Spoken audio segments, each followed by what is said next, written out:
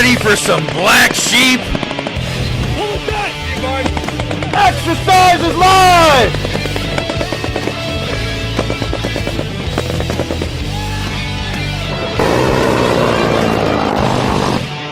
Black Sheep Bravo, broadcasting from red zone to green zone and everywhere in between. Always armed. Welcome to the premiere airing of Black Sheep Bravo, recording here in Northwest Indiana. Your hosts today are myself, Crash, we got Spaniard and Trouble, and the man behind the black curtain, our tech guru and technological ninja, Max. Today's show, we've got a couple different segments for you, stories.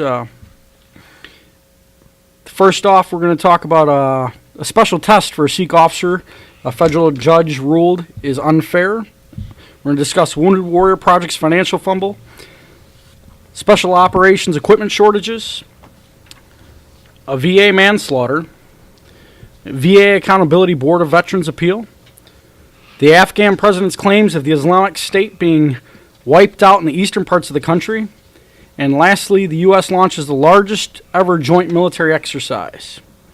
So a little bit about ourselves. Crash, I'm currently retired, 38 years old, medically retired in October.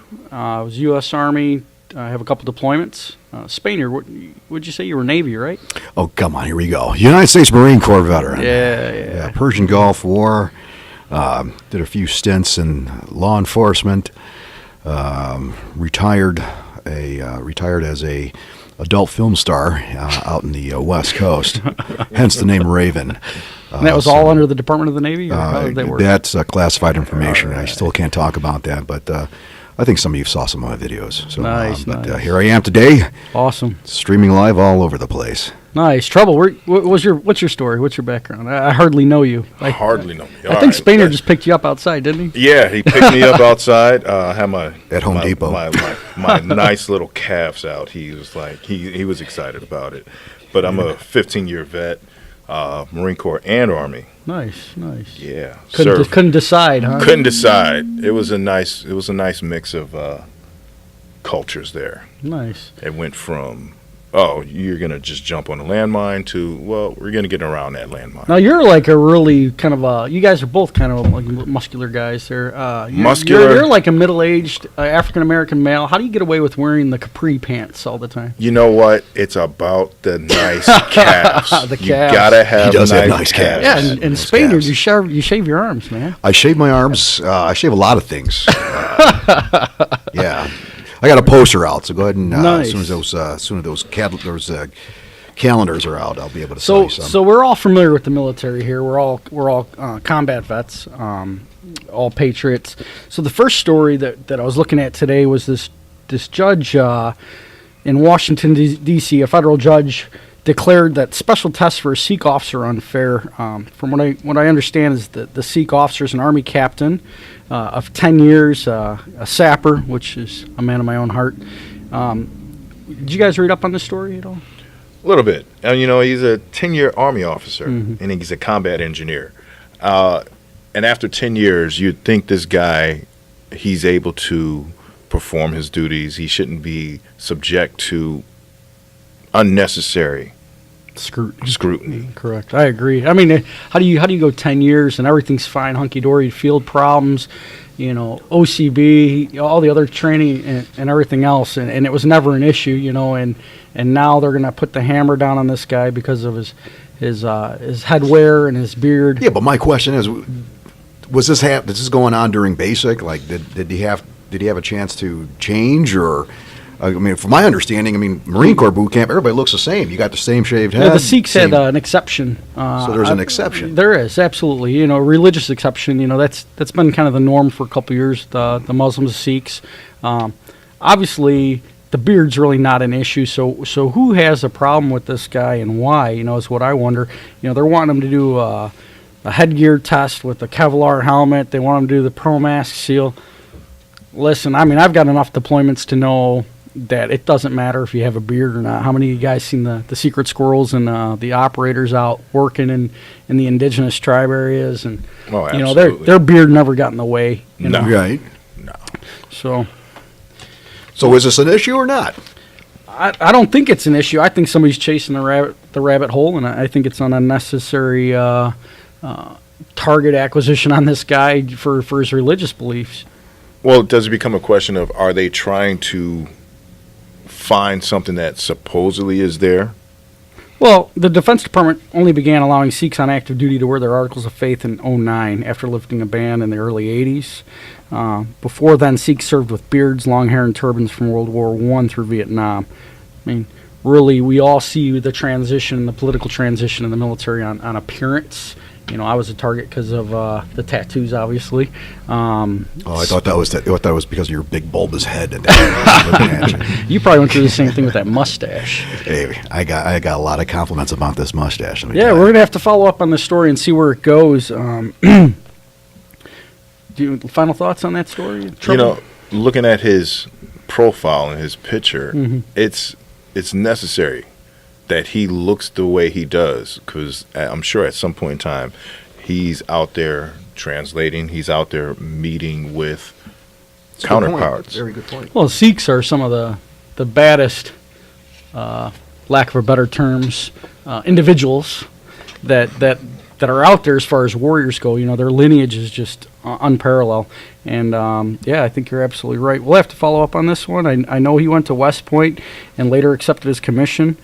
He said it was a painful choice, but, you know, I see nothing wrong with his parents. I don't think it hinders professionalism by any means. I don't think it's going to hinder him from doing his job. Not at all. Yeah. Well, let's go over to Wounded Warrior Project, their financial fumbles. And they're kind of in the media a lot lately. And yeah. Go ahead, Spaniard. One of those things that people aren't too happy about. So, yeah, they're facing some scrutiny, their spending habits. So, again, it comes back down to accountability. Who is answering the questions and to who? So right now they're looking at trying to figure out what's the best way to experience their growth, but yet try to keep everybody happy, which in my mind, you're not going to make everybody happy no matter what you do. So not at all. Yeah, I mean, they're the NFL of veteran non-for-profit organizations, especially their fundraising. I mean, they're just absolutely a machine. You're talking 24 offices nationwide while serving tens of thousands of veterans. It's 200 million in reserves at the end of the fiscal year of 2014. I mean, transparency and accountability, you know, penny for penny, you hear me say that a lot. It's paramount in these organizations, and it's easy for them to defraud people on, you know, self-gain, personal gain. I mean, I'm looking at some of the stats here. I mean, man, they soared to 342 million in 2014. I want to know is what their secret is. What are they doing? What are they doing right? You know, to raise all this kinds of money when, you know, you got homeless veterans out there still trying to figure out where they're going to live, but yet you got a company like this that has millions of dollars in their pockets. Well, where is that going? And it's crazy is they're ranked at 38th in the largest charities by the IRS. You know, I think they're out there selling like ketchup popsicles. Something's getting these people to donate to them. I personally, you know, I'll stay out of it. I'm not a big advocate for Wounded Warrior Project. We'll have to send Max undercover as the Amish veteran, the Amish element. Send him in there with. What are your thoughts, Trouble? I'm looking at the amount of people that work for the organization. You're talking only 600 people. Now, obviously, when you're talking about a foundation that is that massive. Now you got to have enough personnel to really accommodate the workload, and that's 600 people. You know, it's not enough. And then when you're looking at it, even the VA, the amount of people that work for the VA, you think they would be able to handle the amount of veterans that, you know, are necessarily getting you know, treatment, and it's like. I don't get it. It's like you got 600 people trying to accommodate a mass amount of people. You need more personnel. Now, of course, your whole transparency is going to make it a little bit tougher. Right. But we're trying to accommodate veterans. Yeah, but here's one thing. The CEO, Stephen, I'm not going to even try to pronounce his last name, but the CEO, Stephen, in 2014, he had earned $473,000. Nardizzi. Yeah. Stephen Nardizzi. Nard. $400. Yeah, I know, that's insane. I could only dream about making something like that. Yeah, I mean, the first thing I would buy is a bunch of booze, well, and maybe go hit up a couple of these local gentlemen clubs and spread the wealth a little bit to some of these on the dance Somebody's entertainers. going to get their college tuition Yeah, paid but- for. Someone is going to be happy that night. But man, would you quit the dancing side of the house to oh do no, that? I'd still dance. I'm still going to dance. What blows me away is for six figures, $473,000 to run a non-for-profit. You know, you guys all know I'm on a board of directors for a non-for-profit, and I don't get paid. I think it's absolutely absurd. You know, that kind of money, you're talking about millions of dollars, and what was the percentages on going to marketing? When they broke it down, it was almost 67% to 80%, depending on what form you're reading, because you know, like I said, they're kind of all over the board with their numbers, and then I mean, even 73,000, I'd be happy with that. you'd be happy with 73 cents. Be happy Your, with the last tip you got when you were a dancing. combo meal. Give me just 2 burgers with some bacon on it, I'll be all right. Ah, bacon. Bacon. I don't think it's fair to our vets for these organizations to be, you know, bringing in that kind of money and then really not showing for it, you know, when they're out having conferences and, you know, paying themselves that kind of money. Really, what could they be doing for the veteran community? I remember when I got medevaced, Wounded Warrior Project showed up and they wanted to give me a T-shirt and a sticker and a hat and take a picture, and I'm thinking, get out of my room. Right. I will throat punch you. Yeah, You know? $342 million in fiscal year 2014. that's a lot. Man. That's a lot of money. Well, what's nice to see, though, is it's generated enough ruckus on social media alone that now there is a financial federal inquiry on the financial side of the house. So I'm excited to see how that comes out. Have any of you guys ever applied there? Oh, you know, my wife did. Yeah. You know, when I was originally injured, and they told her they don't do anything directly. So this is the catch-22. Yeah. Was they don't do anything directly. My wife, we didn't have any income coming in at the time because the wonderful military, it's a government organization. Obviously, they lost my orders and pay stopped. And anyways, so we were 90 days without pay. I was still in the WTU, the Warrior Transition, you know, getting medical care and treatment. And my wife had said, you know, hey, can you help us with the finances? And the best they could do was offer her 7 or 8 Visa cards preloaded with like $100. They said their funds go to third-party organizations that also take a cut before they go out and help a soldier. So Yeah, I'm going to that's wrap too this much. one up and say for your $10,000 donation to Wounded Warrior Project, you're going to put a lovely handrail in the bathroom for a vet. So keep doing what you're doing out there. I'd be a little bit wiser where you spend your money. Wasn't one of your heroes one of the spokespersons, one of those country singers that always talk like this? If you support now the Wounded Warrior, not only will you get a sticker, but you're also going to get one of my songs for on iTunes. If you're talking about Toby Keith, I guess I don't know. Keith, Is that who it is? Keith, if you're talking about Keith Toby, I'll refrain from my opinion on that man. No, I think it was Trace Atkins is actually the one that launched WP into the spotlight with their marketing campaign. I mean, they're smart. They run that organization like a business, and you should, but there's got to be a level of transparency. Absolutely. Speaking of transparency, I'd like to thank the underwear manufacturers for providing the underwear today for the show. They are Nice. transparent. So Well, speaking of transparency, how about we jump over to this other story here? Lawmakers probe reports of special operations equipment shortages. The members of Congress questioned Special Operations Command leaders about reported equipment shortages in some of the elite units, and specifically the Navy SEALs. Republican Duncan Hunter from California raised the issues with SOCOM Commander General Joseph Votel on March 1st. What are you guys' thoughts on that story?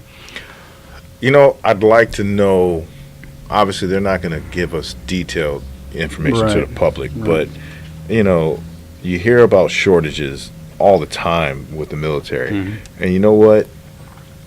We get it done. That's the brass knuckles of it. We're there going you to go. get it That's right. done. Whatever Are you it done takes. done picking your nose over there, That's right. Spaniard? Yeah, that's right. I picked a winner. Special operation.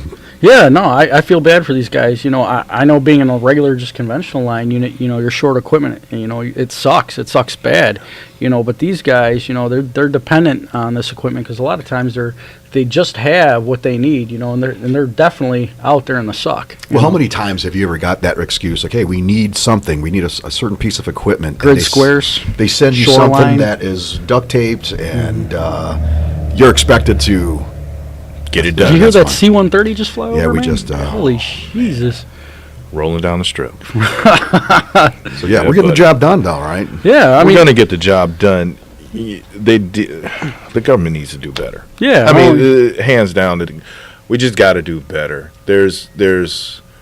You don't want to have vets coming home complaining about we couldn't get enough rifles. Well, yeah, and that's basically what this started with. Was Republican Hunter said he had multiple SEALs, quote, multiple times come to him in the last 6 months in San Diego and tell him how things have changed dramatically from the last 5 or 6 years, meaning in essence that they don't get weapons to work up with for 2 or so years, and they're basically essentially having to not only kit their rifles out on their own, but then do a battle handoff. So now, you know, if I'm an operator and I'm a team, or even if I'm just a line guy, and I don't care if I'm a cook or combat engineer or grunt, you know, I got to share my weapon, and I'm downrange. My stuff's dialed in. I put some extra money into it with optics or, you know, trigger assembly, whatever the case may be, and I'm comfortable with that platform. I'm just using, you know, weapons as an example here because I know it's a big thing for them. I go to hand it off to another guy. How do I know that guy's doing the maintenance on that weapon? And then I get it back. We got to do a rebattle 0 and go through the ringer. You know, That's a lot of work. Yeah. It's a lot of time, a lot of practice shots. It's a lot that goes into a soldier and his weapon. That's a relationship that well, A bond. Well, It's they, a bond with your bond. rifle. It's like the bond with my dog. I mean, we There's slept no without weapons. separating me and my dog. Well, you're not There's going to no hot separate. cot your dog. Can I Oh, borrow your heck dog? no. Can I borrow your dog for a week? Heck no. Love my dog. Spain'd be over at the jar of Jiffy. I got butter. I got peanut butter. So no, I mean hot cotting is terrible. You know, it's you ask guys to go out and do a route clearance mission. You're not.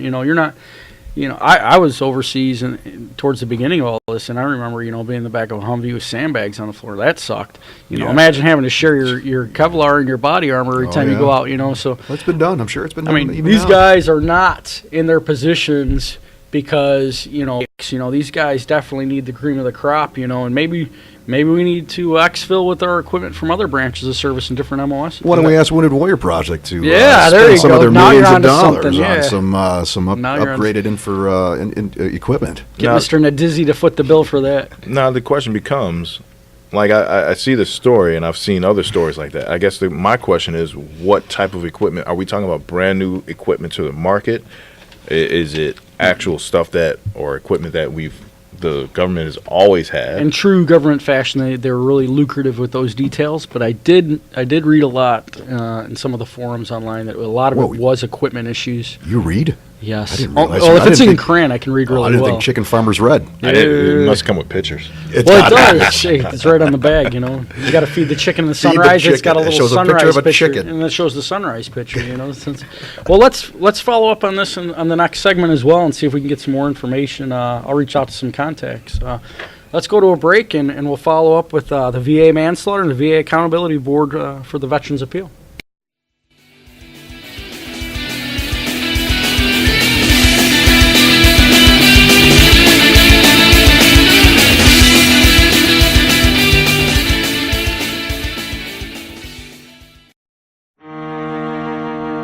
Having someone's back. It's about being there when you're needed. It's about standing up for those you believe in. It's about having someone's six. In the military, got your six means I've got your back. Today, got your six is more than a term. It's a show of respect for all who served.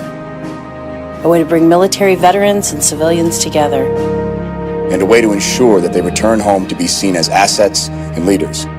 Through jobs, education, housing, and more, we can support returning military veterans and their families. To find out how you can help, visit gotyoursix.org today. I've got your six. I've got your six. I've got your six. I've got your six. I've got your six. I've got your six. I've got your six.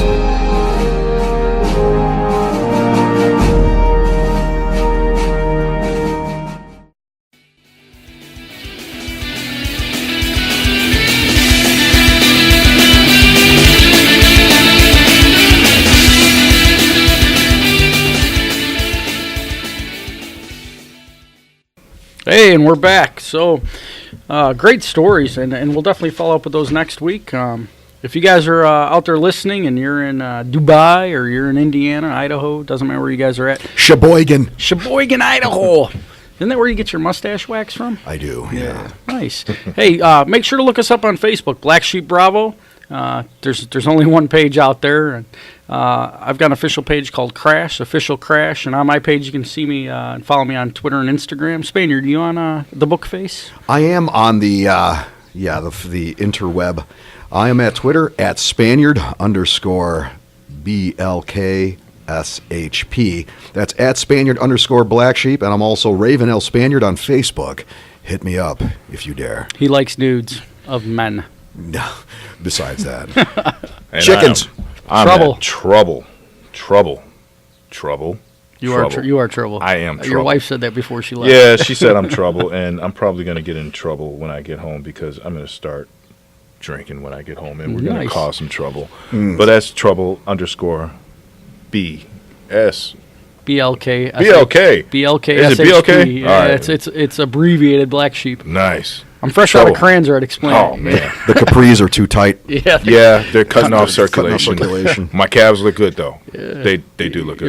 You're a little flushed. Yeah. So it's hard to tell. But that's trouble_BLKSHP. Yeah, and feel free to shoot us an email if you guys have story ideas or feedback. It's BlackSheepBravo, one word, at gmail.com. BlackSheepBravo@gmail.com. And again, on Facebook, it's the official page is Black Sheep. And then my official page is Official Crash, CRASH. So let's get back into this VA story. You know, I know the VA is all over the news, rightfully so. I mean, what a crock. Yeah, what a freaking nightmare that is. You know. So in Alexandria, Louisiana, hospital officials called it an accident, but apparently a VA worker was charged with manslaughter, and this idiot is still on the payroll. What is with the red tape, man? So they're saying a 7-year-old psychiatric patient was fatally injured in an altercation with a nursing assistant at a Department of VA medical center in Louisiana 3 years ago. So, of course, also it takes them 3 years to uncover this.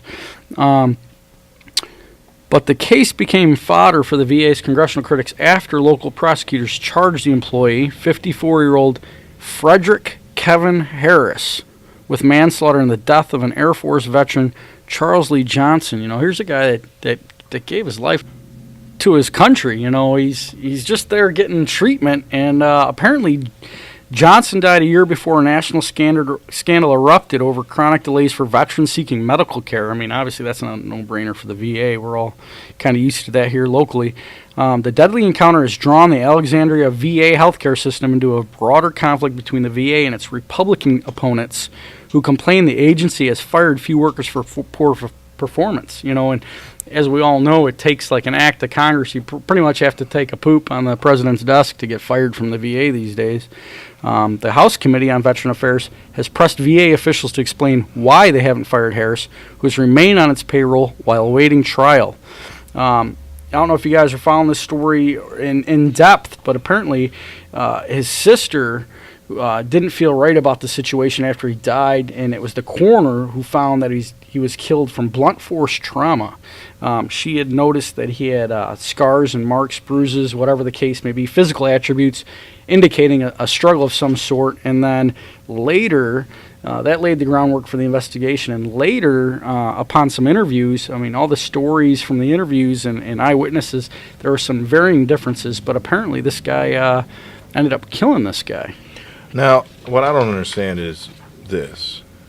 By the time the coroner got to the body, he should have shot off freaking flares all over the place. Yeah, and he something did. Is wrong. That's here. what started this. Yeah, and absolutely. How does it take 3 years? Is that right? Yeah, 3 years. It's 3 ongoing. Freaking years. And he's still getting paid. Let me go outside and kill somebody and see if I can still collect a paycheck without having to eat a bologna sandwich down at Cook County. You absolutely could. Yeah. You know, well, Johnson's sister, Elizabeth Burke, who was the one that not only saw these physical attributes that indicated a struggle of some sort, she filed a wrongful death claim against the VA in 2014, seeking $1 million U.S. dollars, not pesos, Spaniard. Is that American money? Yeah. Should have got sued for euros. Yeah, yeah, 'cause we all know the dollar's not worth crap. So the VA agreed last March to pay her $215,000 to resolve her claim. Yeah, they said to resolve the claim, but obviously we know it's hush money. Wait, how much was that? $215,000 out of $1 million suit. It's not worth no. What baffles me though is they paid out before the investigation's even over. So they haven't fired the guy or terminated him yet on wrongful doing. He's still on the payroll, but they did pay her out right away to close down that case against him. Now look at it. This committee chairman, Jeff Miller, a Florida Republican, says he saw no real acceptance of responsibility for the VA's continued and pervasive failure to seriously discipline its employees. Like, how do you not see some real issue when somebody dies at the hands of one of your employees? That was Thomas Bennett, right? Who was that? Jeff Miller. Jeff Miller. Well, the VA Officer Inspector General opened up a criminal investigation after Johnson died. One of his investigators, Thomas Bennett, outlined his findings during a court hearing a week after his arrest. And Bennett said witnesses told him, quote, Harris had slammed the patient's head into the wall, unquote, in the hospital's acute mental health unit. And then he went further on to ask, quote, do you mean physically slammed his head or threw him where his head was slammed into something? Question mark, unquote. The witnesses gave different variations, but it's obvious based on eyewitnesses that that's what happened. You know, what a shame. You know, you go there to get help and you end up getting murdered. I love how they worded that. Was it slammed, or was it physically slammed? Or was he thrown? Thrown. Yeah. Either way, man, I think that looks pretty bad when you come down to it. He put his hands on a 70-year-old man. Yeah. That's all that matters. Plain cut and dry. There's there'd be a lot more damage there if that ever happened. Now, Spaniard, your degree is in what? Gynecology. Besides that, what was the other one? No, it's clinical mental health. Clinical mental health. Yeah, this does strike a nerve with me because, again, in our training as mental health professionals, again, we're trained to handle combative patients. Not handle them physically. But not handle them physically. I mean, physically, if they're coming at you, you have every right to. But that's only if the patient's your child, right? Well, no. Well, my kids were locked on, but,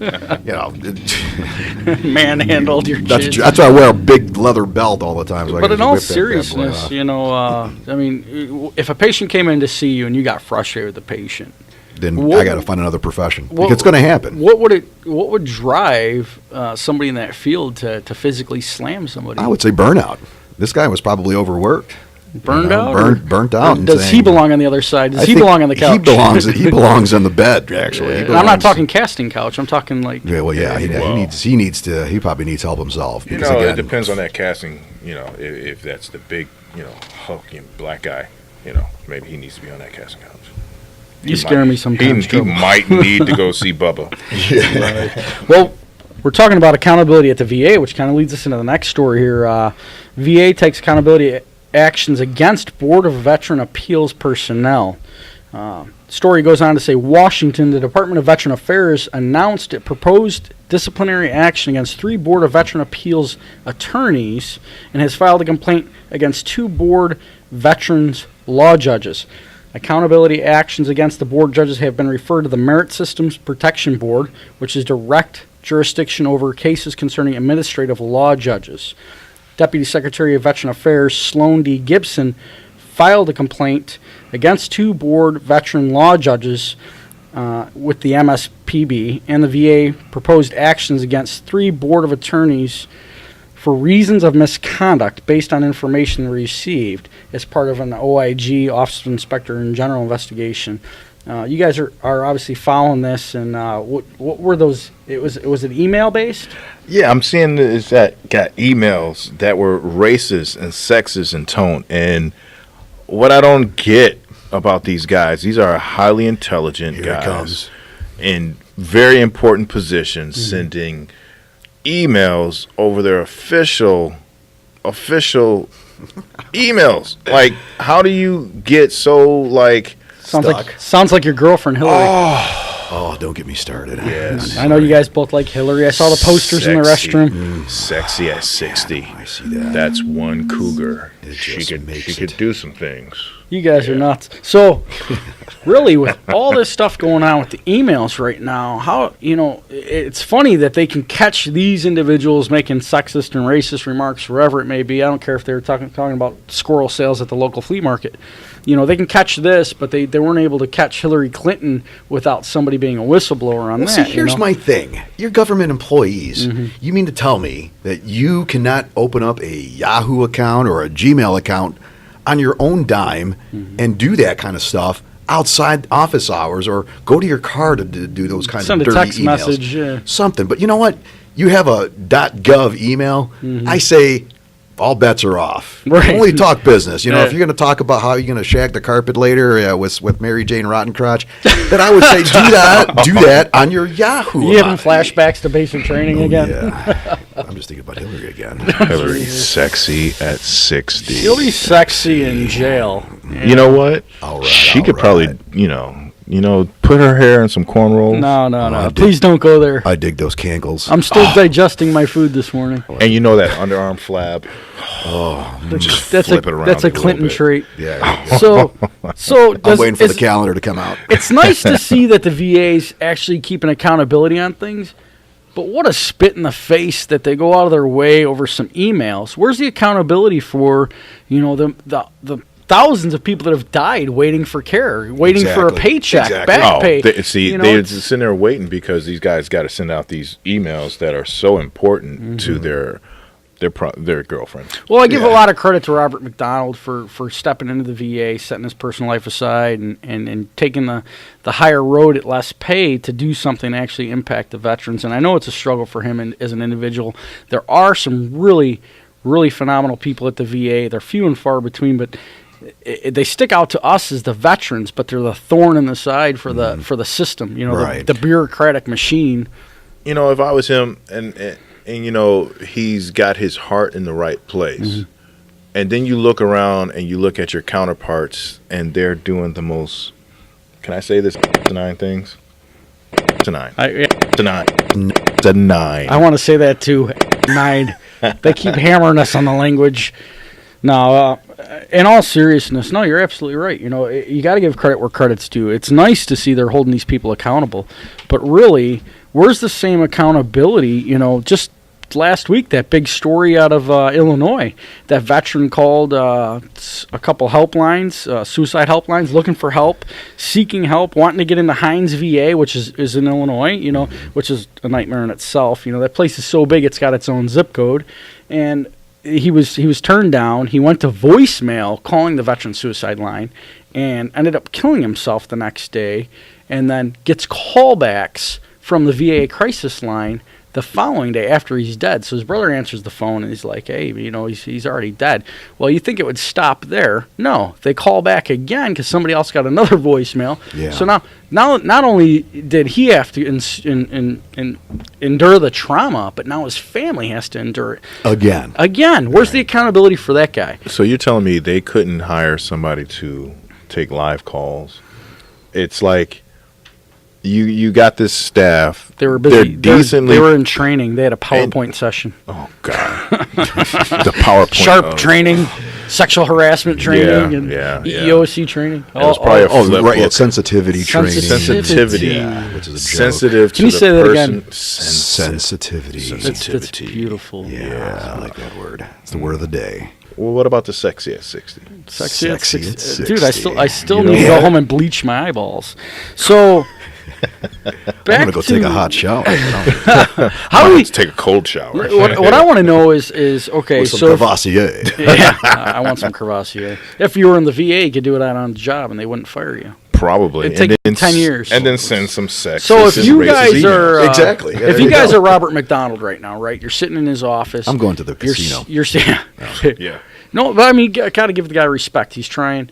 What do you do in that position when you start seeing this come across the internet? It's on social media, it's on all the news agencies. You see all these stories for the lack of accountability, fraudulent spending, the lack of care, the lack of professionalism. I mean, last time I walked into the VA, the girl at the counter barely put down her phone because she was on Facebook and gave me a hard time. So, I mean, we all know the type. It's there. But what do you do if you're Robert McDonald? I don't know. I take this personally because, again, I was there. I mean, I've actually called the crisis center a while back ago, and luckily I was able to talk to somebody. But, I wasn't pleased. That's what kind of pushed me into the direction of going back to school so I could become a better suited person to take calls and help people in crisis. Well, we're on that topic. You know what? We've got the listener audience's attention.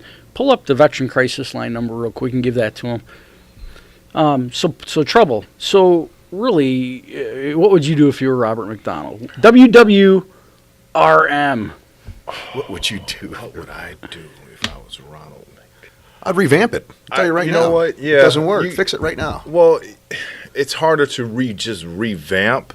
You got to go down the line. First of all, you make sure your stuff is in order, and then you're going to start investigating your counterparts. And it's sad to say that you have to investigate your counterparts, and you have to double check and triple check and make sure there's a level of transparency there that is going to be acceptable, especially to Ron and his bosses. And then you're going to weed out your cancerous counterparts. And that's the thing. Well, that's what I think, too. I think it's a lack of leadership at all levels. It is. That's your toxic leadership. And it has to stop at Ron. And it's his job. Robert McDonald. Ronnie.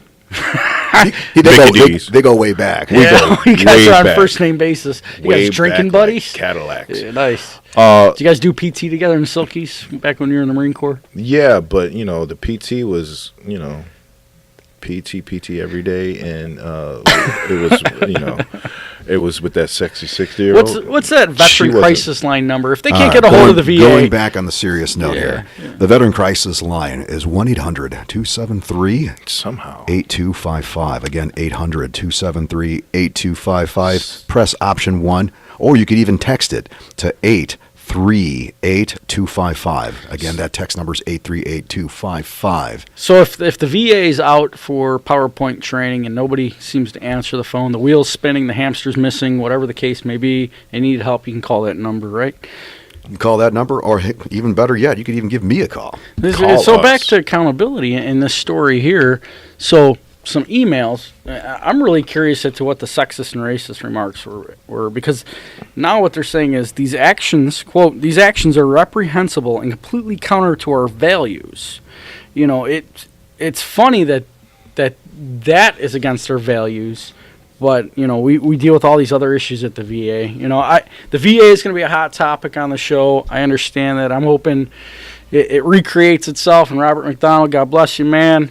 You hit it heavy. Wish him all the best. Yeah, start clearing house and get through the red tape. I will say this on a positive note. I will say this. I've been reading or meeting up with a lot of local veterans that are filing claims, and their claims are actually taking less time than ever before. We're talking where it used to be months is now taking weeks. So again, at least there's a light at the end of the tunnel. Exactly. Well, let's wrap this up. We're going to go to a station break here in a minute, 30 seconds, 20 seconds, somewhere in there.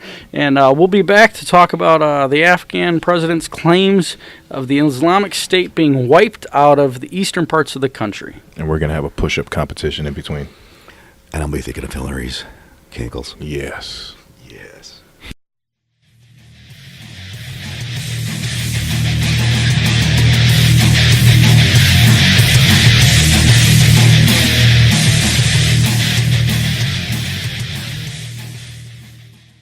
From distant beaches to thick jungles, through sandy deserts, over rocky mountains, and even right here at home, calling for help is one of the things service members and their families do best. So why should life after the military be any different? 1-877-WAR-VETS is a confidential call center for veterans and their families that provides round-the-clock support so you can talk about your military experience or transition home. We can also answer your questions regarding readjustment counseling, educational benefits, medical services, and any other veteran-specific issue. As another prepaid benefit earned by your military service, 1-877-WAR-VETS is here to point you in the right direction. And because everyone here is a veteran or a spouse, from all eras and branches of the military who use VA services just like you do, we can say without hesitation, been there, done that.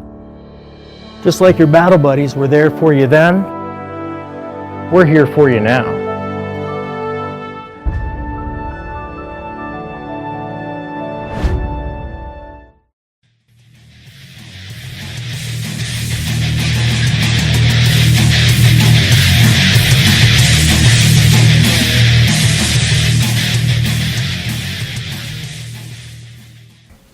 All right, welcome back. We had a great push-up competition. Oh, jeez, I'm tired. As big as Paul is, he lost with about 4.5 real push-ups, and it might be the transition between Army and Marine Corps. I think he forgot how to do them. You know what happened. The winner was actually Max's mustache. Yeah, look at that thing. I saw about 3,700 of them over there. So we see a couple of questions coming in on Twitter. So the first one is... Twatter. Twatter. Is Crash really a chicken farmer? No, I'm not really a chicken farmer. We have about 39 chickens. We got ducks, goats. After I got out of the service, I had to be away from people. Yeah, those people, they'll do it to you, man. Something about those people. So the second one is, the Spaniard, is he really a male dancer? He's a male. He dances. Yeah, wouldn't they like to find out? So, let's expound on this a little bit. All right, well, I know. Do you have tearaway pants? Because I saw you pull your chaps off when you pulled up on the motorcycle. You did that like really, really elegantly. Oh, yeah. In fact, I would have thrown dollars at you if I had money on me. Yeah, no, I spend a couple hours a week in the garage just performing. But you have danced for real, though. I have, yeah. That's, like I said, the Raven part of my name. That's where it comes from. Now, where did you dance, though? I danced, I don't know if I could say the company name, but there was a company. Is it here in Northwest Indiana? No. In fact, they might be still on, but anyway. It was an all-male review. It was an all-male review. Actually, no, they did both. For midgets. No, they did it for everybody. And I think the correct nomenclature is little people. Little people. Yeah. But yeah, I did bachelorette parties. In the last question I'm coming across here, and I'm gonna make it rain for you when we get off the air. But the last question that came here was for Max. Does Max really live in Amish country? Ooh. What are you shaking your head? Do you ever talk? He's not allowed to talk. Oh, he's a mute. He's a mute now. He's a mute. Here he comes. Yeah, no, I've never been Amish. I very much like my Xbox. Yeah. What's your real name? Is it Yoder? Jebediah. It's Ishmael.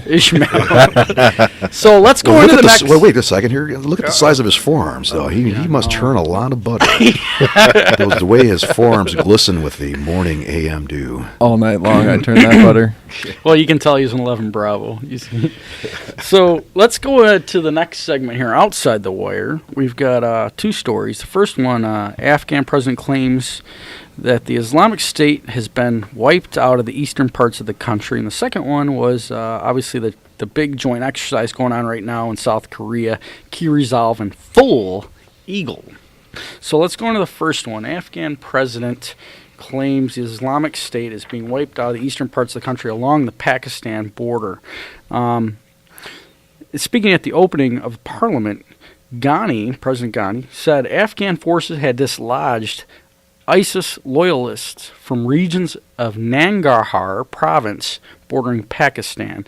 Quote, Afghanistan will be their graveyard, unquote. He said in an address broadcast live on national television. I mean, the guy's got some cojones to really, throw that out there live, that, a threat like that, especially in his own backyard. But is ISIS, what are your thoughts? Do you think ISIS really has been eliminated from the eastern part of the country? Because my experience working in Afghanistan was Pakistan is really the foothold for these guys, and for some reason, policy, whatever it may be, we rarely ever go in there and actually eliminate these guys. All right, two things I got. Mm-hmm. First of all, yay. Yay for the Afghans actually coming. They can do it on their own. Mm-hmm. Yeah, there you go. That's huge. There's a first. It is, and it took so long for we trained. We did a lot of training, Mm-hmm. And I'm just happy to see that they can take up for themselves. Yeah, well, they did against the Russians. I mean, it's almost parallel to the Estonians. Their war. To watch Afghanistan push the Russians out to the point where there was foot lockers, field lockers, and equipment left behind by the Russians. A lot of dog tags, marital pictures, that kind of stuff. You can tell they left in a hurry. You read books like Bear of the Mountain, and you really get an insight on the tenacity of the Afghani people. They Absolutely. lived 10,000 years in the past, but you got to give them a lot of respect. They're definitely warriors. But it is nice to see that they're actually stepping up on their own with the ANA and these other forces, the other Afghan forces that are obviously sidelining with our special operations forces right now. So are you saying it's time for U.S. troops to leave? Or No, absolutely not. I think it's time to pull the mittens off and let us do what we got to do. It's time to put our big girl panties on, get rid of the ROE, I won't say his name, but a certain Navy SEAL who's pretty well known right now is quoted as saying, you send in a small group of Marines and take the gloves off, and they could finish this whole war on their own. And I do. I give them a lot of respect. There's a lot of bantering between the services. Obviously I was Army, and I make fun of you guys for eating glue, and all your FMs. It was tasty. Yeah. It was tasty. That's all I can say about it. Adapt, improvise, your FMs and your TMs, your field manuals and training manuals are all written in crayon with little pictures next to it. Whatever it takes to win, brother. But you do have to give the Marines kudos for not being afraid to get into the violence of action and not being afraid at the lowest level, to follow on, unapologetically following their patriotic duty and killing for the right reasons. It's a tough job. So the president went on to say the aim of the Operation Nangarhar was to root out ISIS from the area. Also stated by Army Lieutenant Colonel Sharon Akka, which is an Afghan Army colonel, by the way, a spokesman for the 201 Corps. I'm not familiar with them. I'm sure they're somewhere out there. Google it. I did send out an email to a current interpreter, an Afghan interpreter, an Afghan national that's working on the eastern border right now, actively inserted with the team of U.S. military guys. I won't say where or who he's working with, but he's out there, and I'll call him Ted for now. Clubber Lang. So Ted's supposed to be emailing me back here in the next 24, 48 hours when he's done with his missions, and we'll have to follow up on that next week and see what he had to say about this. So, Spaniard, tell me about this new segment that you brought up. Okay, well, again, here on BlackSheep Bravo, we have a couple things going here. We are a new up-and-running show here, based here in the Northwest Indiana region. Mm-hmm. But we have a segment that we're in the green zone. We are in the green zone. We are always armed. We got a segment called Stuck on Stupid. Stuck on Stupid! Now, for those of you military types out there, you kind of know what I'm talking about. Okay? Sometimes we get stuck on a certain gear. Sometimes it's a lieutenant stuck on a land nav course with 2 waypoints. Without putting his red lens on his flashlight. His L-shaped flashlight from the 80s. And giving away position. But for those of you that don't know what Stuck on Stupid is, it's a 30-second segment that we discuss some of the stupid things people do in our country. For example, coming out of New Hampshire, we have Anthony Stallard, a 24-year-old. Hi, Anthony. Hi, Anthony. This one is You're for being you. featured. Now, this clown, 24 years old, was arrested and fined for going into a New Hampshire cemetery dressed as a ghost during funerals and saying "woo," right, trying to sound like a ghost, and upsetting the family members that were there present for the funeral. Tell me the moron was drunk. Wait. No, unfortunately, he was not drunk. We've all been 24 at some point in time. Mm-hmm. Years ago. Years ago. I still feel like I'm 24. Like, I've been, hammered. Max just said he's 24. He sign languaged me. Well, he was 24 like 2 seconds ago. So, all right. So we've all been 24. Yeah. I can't imagine doing something that stupid. Dude, I'm 38. I do stupid stuff all the time. Yeah, but that's a level of stupidity. You don't want my wife on the show. that should not be expressed. Well, see, here's the thing. I as I was reading into it, I was waiting for the comment to say he was egged on by friends. No. This moron just did it on his own. Wait. Did he Facebook it? Right. Did he YouTube himself? I don't know. I'm sure he tried himself.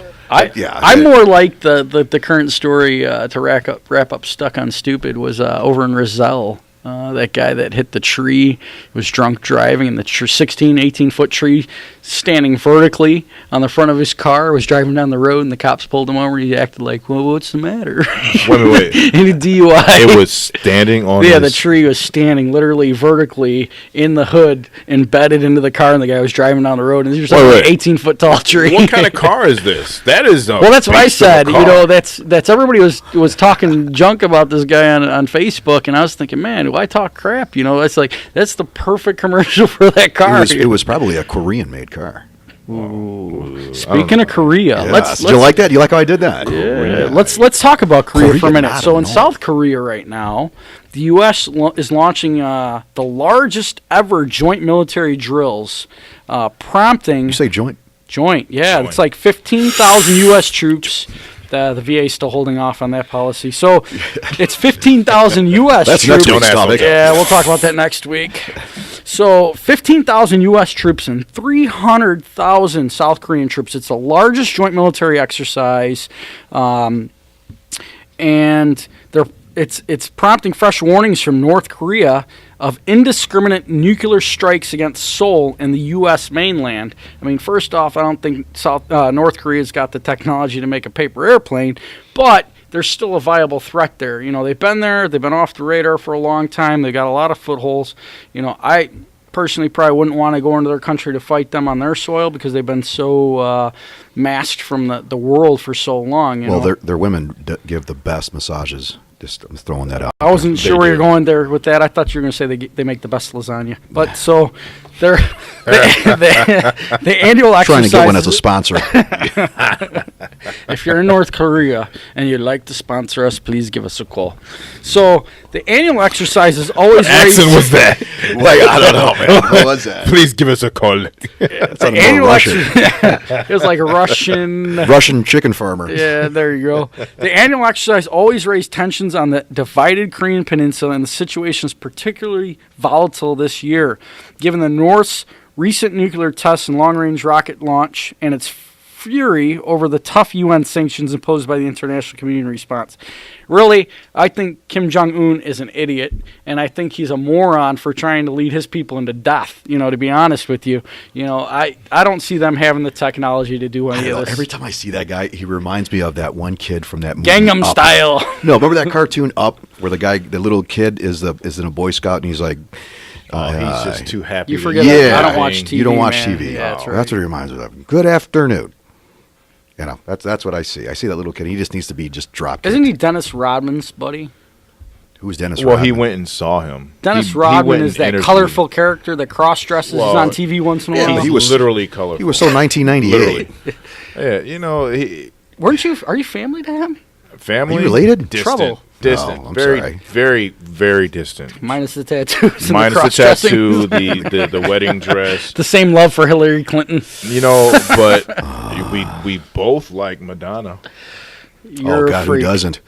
You're a freak. Well, she is, so I am. Yeah, I'm with you there, brother. Hey, you can't go wrong on the sexy 60. Man, Madonna. So have you guys? So were either of you guys ever stationed in South Korea? I was stationed. The Turtle Farm, they call it. I was down there in Pohang. Yeah. Back in 2001. Did you go through the Turtle Farm? I went through a farm of sorts. Yeah, you know why they call it the Turtle Farm, right? You start in one building and you end at the same building, but it takes a year for you to get from one side to the other. I thought it was because you just poked the turtle shell with a certain extremity, but okay. That's only when you're touching fabric. I thought you make soup there. Oh, well, yeah. So what about soju? Soju. Oh. Kimchi. No, soju is great liquor. If it's you can diesel fuel. It is. And you know what? The best part about it is it keeps you drunk. It keeps coming back like a bad case So of if you're in gonorrhea. South Korea and you just got boots on ground and you haven't found an ajiman yet, you need to get some soju in you. Get your soju on. Get your soju on. As soon as you get on ground, get your soju on. Was that a plug? Are they a sponsor? No. Because that's not even a brand. They make that in diesel cans. This is brought to you by Soju. It sounds like hair oil. Because before you do something stupid, you want to go ahead and Get yourself filled up with some soju. Is that what you did before dancing every time? Actually, it was Southern Comfort, man. Southern Cove. SoCo. So there's another plug for somebody for free. So, all right. So back to South Korea, man. I'm really intrigued by this because I think the guy's thumping his chest. Does anybody think this guy is legitimately real? First of all, he's kind of chunky, so he doesn't have much chest monkey to go thumping on unless he's going to hurt himself.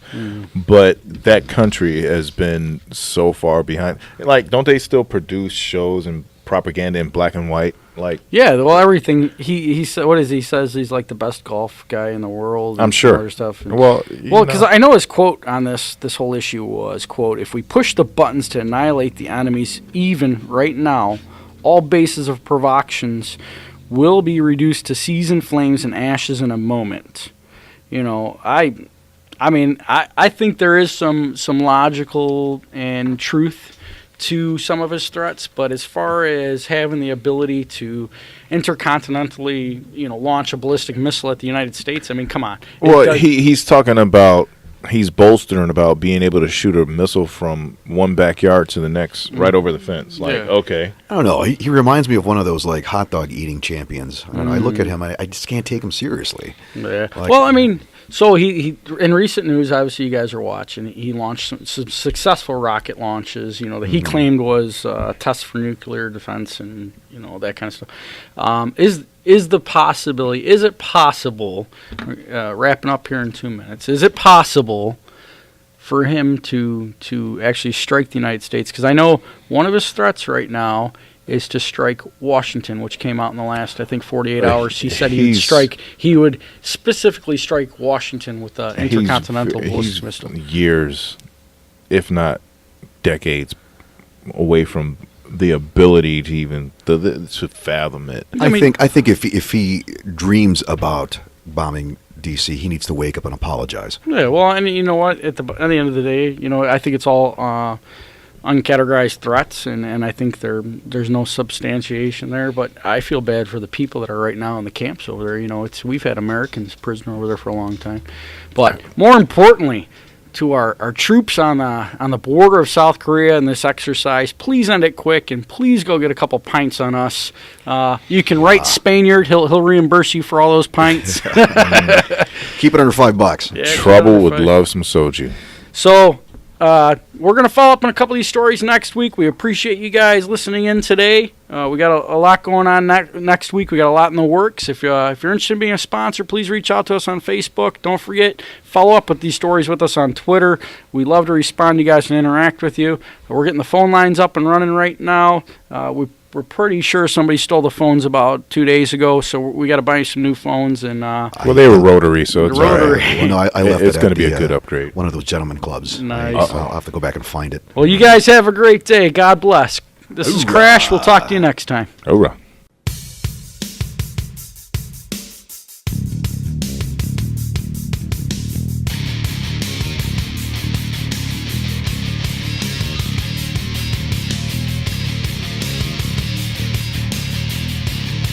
Black Sheep Bravo Radio was recorded in Northwest Indiana. The show is produced and directed by Max Foss and hosted by Paul, Albert, and Tony. Until next time, smoke 'em if you got 'em.